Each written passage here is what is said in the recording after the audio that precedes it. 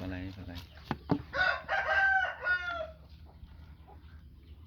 ติดเบ็ดขึ้นติดเบ็ดเลื่อนๆด้วยปลาไหลครับเลือดตัวใหญ่เลยว้า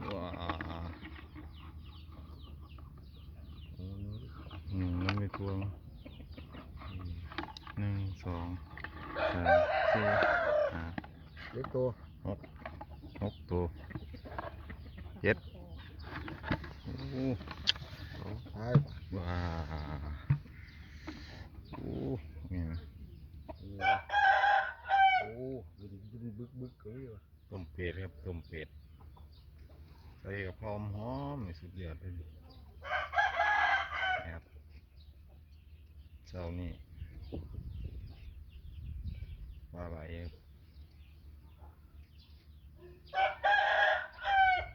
เต็ม